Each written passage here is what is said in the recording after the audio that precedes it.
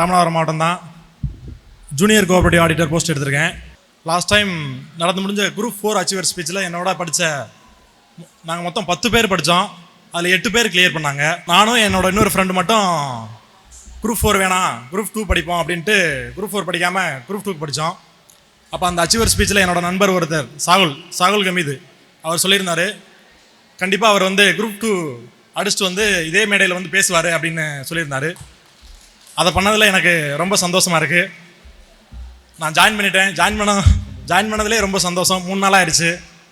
அடுத்து என்னோடய பயணம் எங்கே தொடங்குச்சுன்னா, நான் 10th படிக்கும் போதுலேருந்தே எனக்கு இந்த பயணம் தொடங்க ஆரம்பிச்சிருச்சு. ஏன்னா 10th படிக்கும்போது எங்கள் பெரியப்பா பசங்க 2 பேர், ஒருத்தர் வாத்தியார் ஆகிட்டாரு, ஒருத்தர் போலீஸ் ஆகிட்டாரு. அப்படிங்கிறப்ப அப்போ தான் எனக்கு தெரிய ஆரம்பிக்குது, இந்த மாதிரி ஒரு ஃபீல்டு இருக்குது, நம்ம எக்ஸாம் எழுதினோம்னா கண்டிப்பாக கவர்மெண்ட் ஜாப் போகலாம் அப்படிங்கிற மாதிரி தெரிய வருது. அதோடு அப்படியே வர்றேன். 2017 சும்மா எழுதி பார்ப்போம் அப்படின்னு எழுதினேன். போலீஸ் எக்ஸாம் எழுதினேன். காலேஜ் தான் செகண்ட் இயர் படிச்சுக்கிட்டு இருக்கேன். கிளியர் பண்ணிட்டேன். ஆனால் ஃபிசிக்கல் ஒழுங்காக பண்ணலை. அடுத்து உள்ளே வரேன், ஃபீல்டுக்கு வர்றேன். ஃபஸ்ட்டு என்னை இங்கே அதாவது சுரேஷ் அகாடமி, ராமநாதபுரத்தில் சுரேஷ் அகாடமி இருக்குது அப்படிங்கிறது ரொம்ப பெரிய சந்தோஷம். ஏன்னா வெளியில் போய் படித்தோம்னா ரொம்ப செலவாகும். இங்கேங்கிறப்ப நமக்கு எவ்வளோ நம்ம பட்ஜெட்டுக்குள்ளே அடங்குறது மாதிரி இருந்துச்சு. எங்கள் சித்தப்பா அவங்க இப்போ இல்லை. எங்கள் சித்தப்பா தான் ஃபஸ்ட்டு என்னை இங்கே கொண்டு வந்து சேர்த்தாங்க. அவர் இருந்திருந்தானா ரொம்ப சந்தோஷப்பட்டிருப்பார். அதாவது காலேஜ் முடிக்கிறதுக்கு முன்னாடி எங்கள் அம்மா என்னை நல்லா பார்த்துக்கிட்டாங்க. காலேஜ் முடிச்சதுக்கப்புறம் எங்கள் சித்தி தான் இப்போ இங்கே இந்த ஃபீல்டு, நான் இங்கே சுரேஷ் அகாடமி வந்ததுக்கப்புறம் எங்கள் சித்தி தான் என்னை பார்த்துக்கிட்டது. எங்கள் அம்மா கூட எங்கள் ஊரில் இருப்பாங்க. எங்கள் சித்தி தான் என்னை வந்து என் வீட்டில் இருக்கும்போது படிக்கிறது எனக்கு ஒரு வேலை கூட பார்க்க விட மாட்டாங்க. எனக்கு ட்ரெஸ் துவைக்கிறதுலேருந்து எல்லாமே எங்கள் சித்தி என்னை பார்த்து எங்கள் படிக்க வச்சாங்க. எங்கள் அம்மா ஒரு பக்கம் அங்கே எங்கள் ஊரில் விவசாயம் பார்த்து எங்கள் அம்மா மட்டும்தான் விவசாயம் பார்த்து எவ்வளவு அவங்களால கஷ்டப்பட்டு படிக்க வைக்க முடியுமோ அவ்வளோ கஷ்டப்பட்டு படிக்க வச்சுருக்காங்க. இந்த இடத்துல வந்து நிற்கிறது எனக்கு ரொம்ப சந்தோஷமாக இருக்குது. மெயின்ஸ் படிக்கும்போது ஸ்டாஃப் எல்லாரும் ரொம்ப சப்போர்ட் பண்ணாங்க. முக்கியமாக ராஜேஷ் சார், அவருக்கு ரொம்ப நன்றி சொல்லணும். ஏன்னா நான் இங்கே தான் இருப்பேன், 24 மணி நேரமும் இங்கே தான் இருப்பேன். ஊருக்கு போகிறதுங்கிறது என்னைக்காச்சும் ஒரு நாள் நடக்கும்.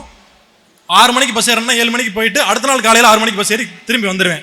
ஏன்னா எனக்கு வந்து ஜெயிச்சுட்டு தான் நம்ம ஊருக்கு போகணும், ஜெயிச்சுட்டு போனால் தான் நமக்கு ஒரு மரியாதை இருக்கும் அப்படிங்கிறதுல தெளிவாக இருந்தேன். அதுக்கு ராஜேஷ் சார் ரொம்ப சப்போர்ட் பண்ணாங்க. ஏன்னா அவர் வந்து கொரோனா டைமில் நாங்கள் வீட்டில் இருந்தேன், அந்தளவுக்கு படிக்கலை, விட்டுட்டேன். ஓரளவுக்கு ஃபீல்டு விட்டு நம்ம வெளியே இருந்த மாதிரி அந்த மாதிரி ஆயிடுச்சு. அப்போ சாருக்கு தான் ஃபோன் அடித்து கேட்டேன், சார் என்ன சார் இந்த மாதிரி இருக்குது அப்படின்னு. தம்பி நீங்கள் வாங்க, தாராளமாக வாங்க, படிங்க அப்படின்னாரு. அப்போ வந்து ஆரம்பித்ததான் குரூப் 2 தான் ஆரம்பித்தேன். விடவே இல்லை. முடிச்சுட்டு இப்போ போஸ்டிங் எடுத்து இந்த இடத்துல நிற்கிறேன். ரொம்ப சந்தோஷமாக இருக்குது சார். ரொம்ப நன்றி.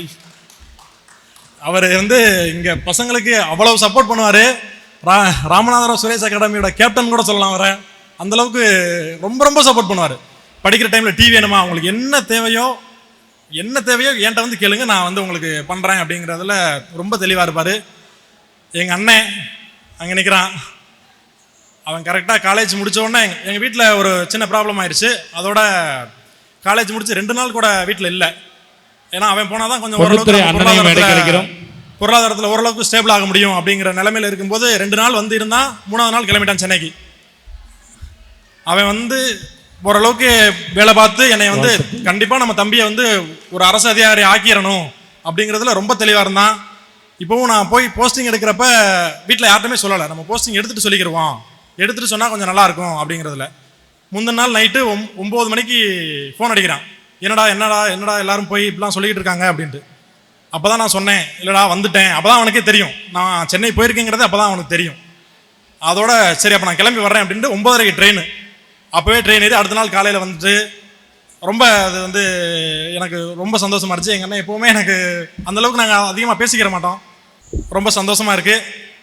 வாய்ப்பளித்த அனைவருக்கும் நன்றி. சுரேஷ் IAS அகாடமி, வெற்றியின் முகவரி.